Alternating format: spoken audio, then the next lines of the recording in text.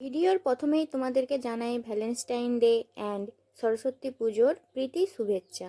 তোমরা কাদের সাথে Valentine day enjoy করেছো এবং সরস্বতী পুজোটা এনজয় করেছো অবশ্যই কমেন্ট করে জানিও। আমি তো আজকে পাবদা মাছের সঙ্গে আমার ভ্যালেন্টাইন ডেটা মানালাম।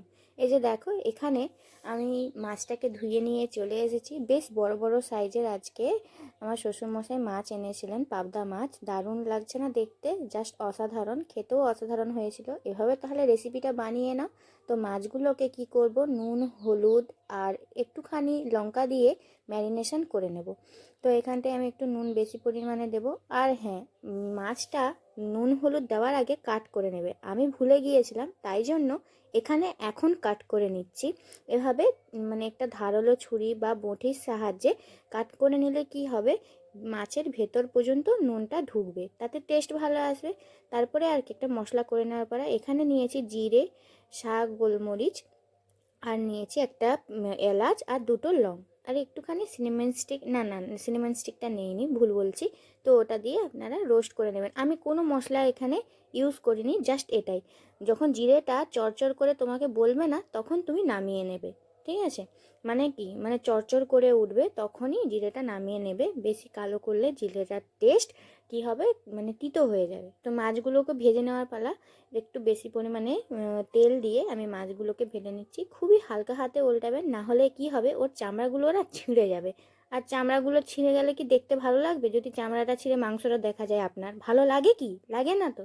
ঠিক তেমনি আস্তে আস্তে করতে হবে, তবুও কিছু করার নেই, মানে হয়ে যায় এটা মানুষের হাতে। মানুষের তো মানে ভুলের শেষ নেই, ভুল তো করতে করতেই তো শিখবো, তাই না? তো আমারও কিন্তু মাছ ভাজাটা একদম এভাবে হচ্ছিল না। প্রথম প্রথম যখন বিয়ে হয়ে আসি, খুবই মানে কি বলবো, মানে মাছ ভাজতে আমার অসুবিধে হতো। তো আস্তে আস্তে আমি শিখে গেছি সব কিছু।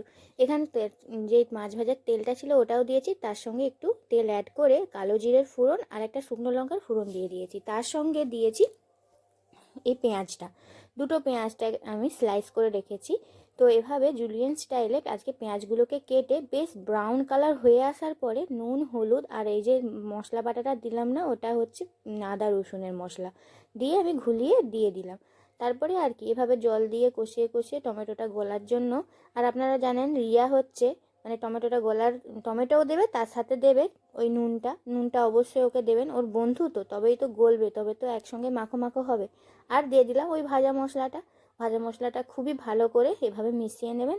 ব্যাস, আর এখানে তেমন কিছু না, শুধু একটু কষানোর পালা। আর একটু এই যে এখানে বেঁচে ছিল ওটাও দিয়ে দিয়েছি।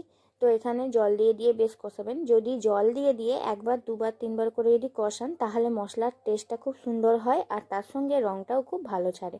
এখানে আমি কোনো কিন্তু গুঁড়ো মশলা ইউজ করিনি, মানে লঙ্কার। তো আপনারা চাইলে এখানে কাশ্মীরি লঙ্কাটা ইউজ করতে পারেন। আর আমি তো প্রত্যেকটা ভিডিওই বলে থাকি যে সব রেসিপি আমার ছেলে খায়, আমার ছেলে খুব খেতে ভালোবাসে। ওর জন্য যদি আলাদা করে করা হয়, ও খেতে চায় না, ওই জন্য করি না। ওই জন্য সকলে যা খায় ও তাই সেটা খায়, এই জন্য ঝালের পরিমাণটা আমি কম রাখি।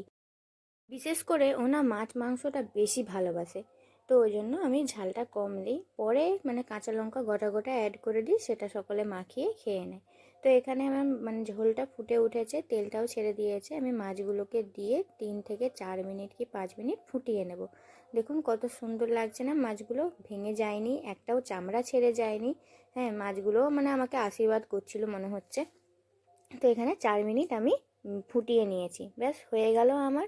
তবে কি ওই সাইডের মাছটা দেখুন একটু চামড়াটা ছেড়ে গেছে, দেখতে খারাপ লাগছে না?